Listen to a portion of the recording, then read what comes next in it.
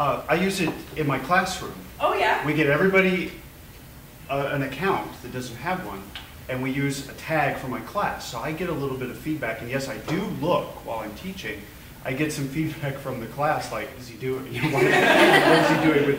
But it's very interesting because then we take it out of the classroom, and they can respond to me and use the tag, and we all subscribe to that tag, and the class taps into our conversation when we're not together. That's awesome. If the session's boring, you can find out what a good session is. The session is boring in the conference frequently, and we had a little game at computers and libraries where you tried to get the person speaking to laugh by tweeting something. Because you knew everybody had it open on their laptop as they were presenting, and we managed to do it twice to throw people off completely with laughter because they read it. It was like, I think he's starting to do the hokey pokey right now or something like that. So the guy just lost it. There's the Make Anderson Cooper smile game. Make Anderson Cooper smile. Oh, goodness gracious. So, how do you pick who to follow? That's another thing. There's a search feature in Twitter, so if you know a couple of people who are tweeting, what you do is you find them in Twitter, and then you look at who they're following. Like if there's that little bio there. So that's how we all start getting connected this way. This is a tag cloud of all the people that I follow, their little bio. You'll see I follow a lot of librarians, geeks, tech, and web. So it's all, and students. So it's all whatever you put in. So keep this in mind also when you're writing your bio. If you want to be found this way, plug in library or something.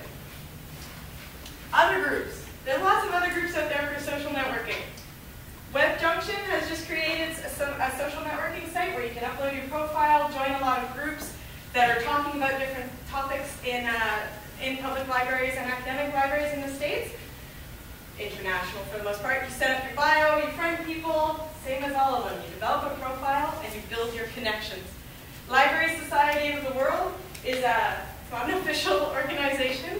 It's a group of people, of librarians who thought, well, ALA is fun, but it's a lot of money to join. CLA is good too, but I want something that's web-based and free where I can get together and chat with people.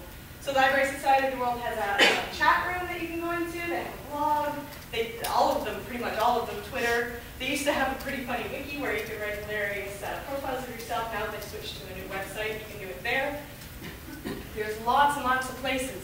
And you can join social networks that have nothing to do with librarianship. Crazy talk, I know that people would know something else about you. But there's tons of them. These are just a few. Are you a knitter? Ravelry. Amazing.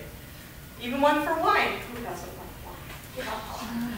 DeviantArt. I'm part of the Rugby Network because I need more social networks. Car people, scientists. There's lots of stuff out there. And it's one of those things, once you start, you realize I'm not losing anything. No one's going to steal my identity, and sharing is actually pretty fun. The B word, blogging. Blogging is not a social network, but it's a way to take that conversation that started in social networks and carry it on. You don't have to have a blog, though. How many people have a blog here? You don't have to have them to participate. Comment sections in other blogs are where all of the good stuff really happens.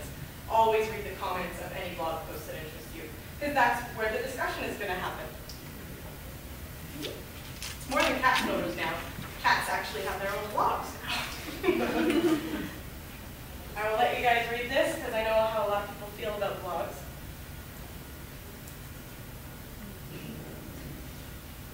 Don't worry about blogging.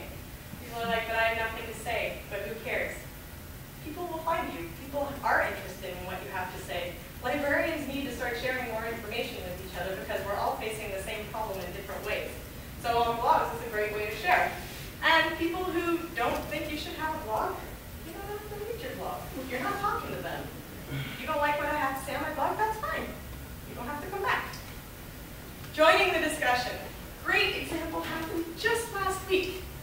Our very own Graham posts a story about why you should blog on the marginal online magazine that the school has. This gets picked up by the head of the science library at York, who blogs at Confessions of a Science Librarian.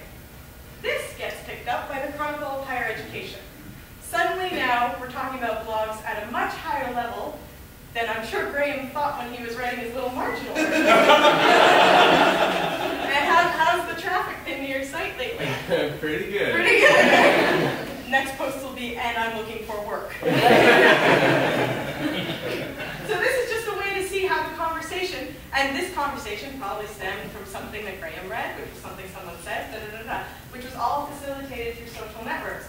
Now, I think John Reed found your blog through Twitter or something like that, so that's how he read it. The Chronicle, I know they're on Twitter and they read a lot of RSS feeds. Just starts like that, and I love that it happened a week before this presentation. Ultimately, so what, right? That's that. There's a blogger named Dorothea Sallow. She blogs at Cadillac.net. Students, you must read her blog. She tells it like it is. She breaks down bad CVs, bad interviews, bad everything. They're good to know. She is always saying, so what? You give a presentation, so what? You want to be on Twitter, so what? So what? They're useful. You can use social networks for branding yourself. That marketing word is bad, I know. You guys we all have an image, right? We have an image in real life. We also need to bring this image to online living. This is really, really important to think of. Your Facebook account, if that's all you have, your Facebook profile, that is your online brand. Keep that in mind. Solving problems. Social networks solve a lot of problems. Sharing information with other librarians. How did you solve? Okay, so we want to get this new auto loan machine. What is it? Does anybody have it? Yes, I have it. It's Joe. Go get it. Oh, there. Didn't have to do a study.